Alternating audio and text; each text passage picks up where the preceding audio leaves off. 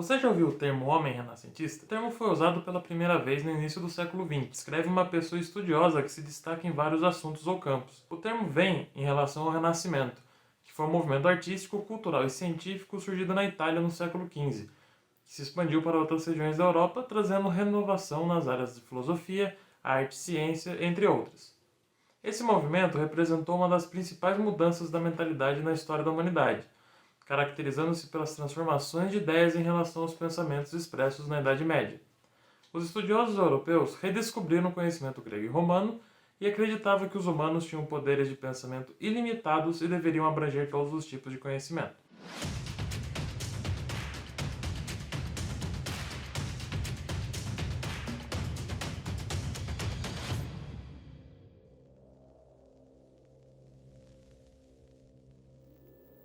Saudações astronômicas, eu sou o Guilherme e hoje nós vamos falar sobre o astrônomo polonês Nicolau Copérnico, que, em meados do século XVI, sintetizou dados observacionais para formular uma cosmologia centrada no Sol, que deu origem à astronomia moderna e desencadeou uma revolução científica. Nicolau Copérnico realizou o ideal renascentista. Tornou-se matemático, astrônomo, advogado, médico, tradutor, artista, padre, governador, diplomata e economista, além de falar alemão, polonês, latim e entender grego e italiano. Copérnico nasceu em 19 de fevereiro de 1473 em Torun, aproximadamente no centro da atual Polônia. Seu pai, Mikołaj Kopernik, era um comerciante de cobre de Cracóvia, e sua mãe, Barbara Watzenrod, uma filha de comerciante rico de Torun. Nicolau era o caçula de 4 filhos. Ele tinha um irmão e 2 irmãs. Seu pai morreu quando ele tinha aproximadamente 10 anos e sua mãe na mesma época. O irmão de sua mãe adotou Nicolau e seus irmãos, garantindo assim um futuro para eles. Aos 19 anos, Nicolau, junto de seu irmão, foi enviado por seu tio para a Universidade de Cracóvia, onde estudou de 1492 a 1496. Copérnico mudou seu sobrenome Kopernik para sua versão em latim durante seus estudos, pois os estudos usavam o latim como língua comum. Em Cracóvia, Copérnico estudou matemática e astronomia. Depois de estudar em Cracóvia, seu tio o enviou para a Itália, onde estudou Direito por 4 anos na Universidade de Bolonha e 2 anos de Medicina na Universidade de Pádua. Essas são duas das primeiras e melhores universidades europeias à época, e Copérnico teve que viajar 2 meses a pé e a cavalo para chegar à Itália. Foi lá que Copérnico começou a questionar o que havia aprendido. Por exemplo, em Cracóvia, seus professores ensinavam sobre as visões de Aristóteles e Ptolomeu sobre o universo. No entanto, Copérnico tomou conhecimento das contradições entre a teoria aristotélica da Terra, Sol e planetas como um sistema de esferas concêntricas e o uso de órbitas excêntricas e epiciclos de Ptolomeu. Embora seus professores acreditassem que a Terra estava no centro do universo e não se movesse, Copérnico começou a questionar essas noções. Durante seu tempo na Universidade de Pádua, há algumas evidências de que ele já havia desenvolvido a ideia de um novo sistema de cosmologia baseado no movimento da Terra. Em 1503, já aos 30 anos, Copérnico voltou para Vármia, uma pequena província no nordeste da Polônia, para viver no castelo de seu tio e servir como seu secretário e médico. Permaneceu nessa profissão até 1510, 2 anos antes da morte de seu tio, o que lhe deu tempo livre para continuar suas observações celestes. De Copérnico conseguiu para ele uma vida segura como cônego da igreja. Não sabemos se Copérnico foi ou não ordenado sacerdote. Pode ser que ele tenha recebido apenas ordens menores suficientes para ser um cônego. Já em 1514, Copérnico escreveu um breve relatório que circulou entre seus amigos interessados em astronomia. Este relatório explicava sua teoria heliocêntrica. Omitiu cálculos matemáticos por uma questão de brevidade, mas afirmou com confiança que a Terra girava em seu próprio eixo e, além disso, orbitava o Sol. Isso resolveu muitos dos problemas que encontrou com o modelo ptolomaico, principalmente a falta de movimento circular suave.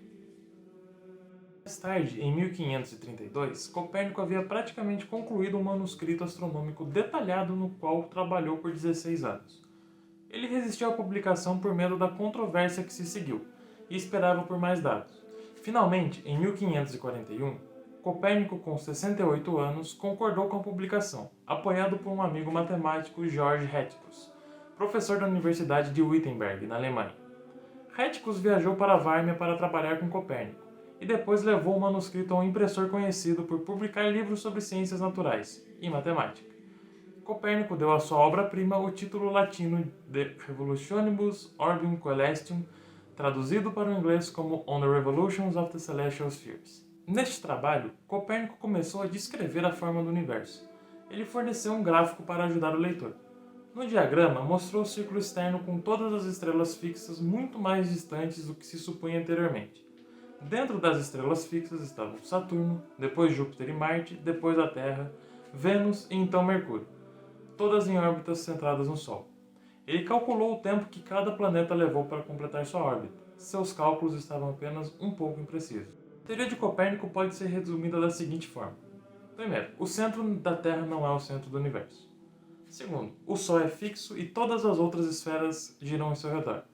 Nicolau manteve essa ideia de esferas e órbitas perfeitamente circulares, porém na verdade as órbitas são elípticas, conforme demonstrado pelo astrônomo alemão Kepler em 1609.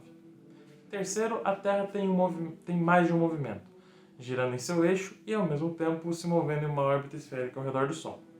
E, por último, em quarto lugar, as estrelas são fixas, mas parecem estar se movendo devido ao movimento da Terra. Segundo a lenda, quando sua grande obra foi publicada, Copérnico acordou de um coma causado por um derrame em um leito de enfermo para olhar a primeira cópia de seu livro quando foi trazida a ele. Ele foi capaz de ver e apreciar sua conquista, então fechou os olhos e morreu pacificamente aos 70 anos, em 24 de maio de 1543, evitando assim escárnio e elogios. Acreditava-se que Copérnico havia sido enterrado na Catedral de Frombork, mas não havia marcação. E alguns de seus ossos acabaram sendo identificados lá, como a correspondência de DNA de uma mecha de cabelo encontrada em um livro de sua propriedade. E, em 2010, ele recebeu um novo enterro no mesmo local, agora marcado com uma lápide de granito preto. A Igreja Católica Romana esperou 7 décadas para agir contra a obra. O motivo dessa demora tem sido objeto de muito debate. Em 1616, a Igreja emitiu um decreto suspendendo o livro até que pudesse ser corrigido, proibindo qualquer trabalho em defesa do movimento da Terra. Uma correção apareceu em 1620 e, em 1633, Galileu foi condenado por suspeita de heresia, visto que seguia a posição de Copérnico. Os estudiosos não aceitavam a visão heliocêntrica até que Isaac Newton formulou a Lei da Gravitação Universal em 1687. Essa lei explicava como a gravidade faria com que os planetas orbitassem o Sol, muito mais massivo, e por que as pequenas luas ao redor de Júpiter e da Terra orbitavam seus respectivos planetas. O modelo de Copérnico pedia às pessoas que deixassem de lado a ideia que viviam no centro do universo. Para ele, a ideia do Sol iluminando todos os planetas enquanto giravam em torno dele tinha uma sensação de beleza e simplicidade. Gostou do vídeo? Então curte, se inscreva no canal e segue a gente nas redes sociais. Até a próxima!